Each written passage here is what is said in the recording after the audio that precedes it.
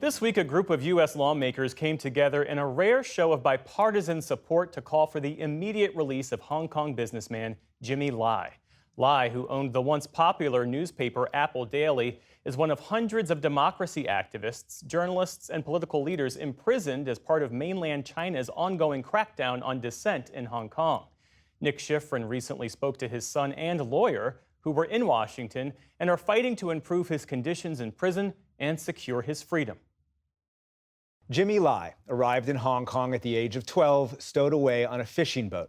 He worked his way up to become an outspoken pro-democracy advocate and media tycoon.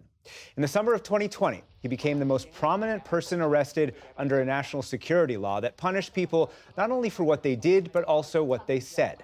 Anyone who participated in actions that Beijing-backed courts defined as calling for separation from mainland China, who received support from a foreign country, or who, quote, provoked the hatred of Beijing, could be arrested and sentenced to life in prison. Recently, Jimmy Lai's lawyers and his son appealed to the UN Special Rapporteur on Torture, saying he has been held in solitary confinement for the last 3.5 years, and that poses a grave risk to his life and to his physical and mental health. And I am now joined by Sebastian Lai and Keelan Gallagher, head of Jimmy Lai's international legal team. Thanks very much to both of you. Welcome to the NewsHour. Thanks for having us. Sebastian Lai, let me start with you. What's your goal of coming to Capitol Hill and doing interviews like this? So my ultimate goal is to see my father free before he dies. Coming to Capitol Hill, I want to bring attention to what's happening to my father, to the injustice, and to get support to put pressure on the Hong Kong government and Chinese government to see my father free, and to stop this political persecution of my father.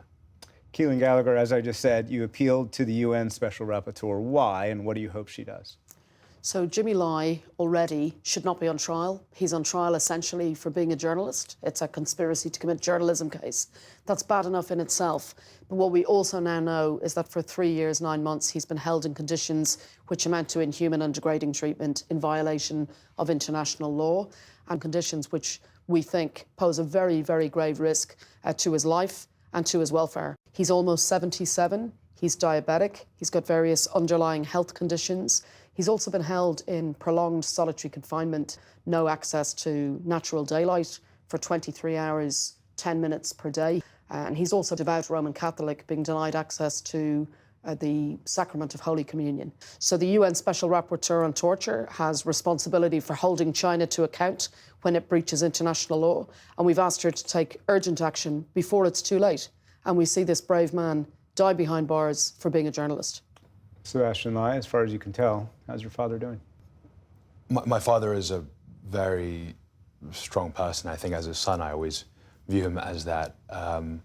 But his health has deteriorated a lot. So even though he's mentally strong and he knows he's doing the right thing, I really worry that he will pass away in prison. My father has been campaigning for democracy for the last 30 years. And he always had a way out, you know? As in, he could always just retire, go to London. And he decided to make the hard decision to stay in Hong Kong to campaign for what he knows is right. And when the hammer came down, when the national security law came down, he knew that if he left, he would open his journalists up to attacks from the government. And so he decided to stay, to act as a shield.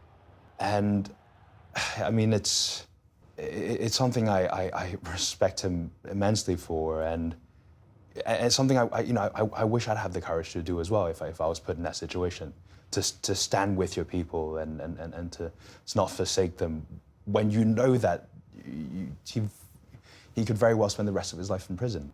Jimmy Lai is on trial for alleged sedition and alleged conspiracy to collude with foreign agents. Do you have any doubt that he will be found guilty? In short, I'm afraid to say this is only going one way in the Hong Kong system, and he's going to be found guilty. He's being tried under a law which should not exist, in a trial which is profoundly unfair, before judges handpicked by Beijing.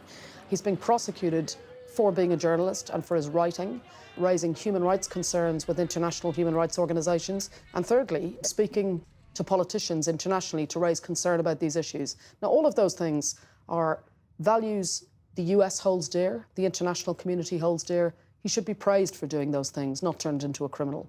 Sebastian Lai, what do you want Washington, where you are, what do you want the world to know about your father? My father has decided very early on, 30 years ago, that there is something that is much more important than money. Hong Kong's a financial center, so it's a driving force essentially. But he realized very early on that, look, if you didn't have freedoms, then what's the point of all of this? I mean, look, the last 30 years wasn't smooth sailing either. Our house was firebombed. He's had an assassination attempt. Someone once skinned a dog, then pinned it on our door. My memory of my father is always of this man smiling because he knew that despite all of this, he was doing the right thing. Sebastian Lai, Keelan Gallagher, thanks very much to you both. Thank you. Thank you.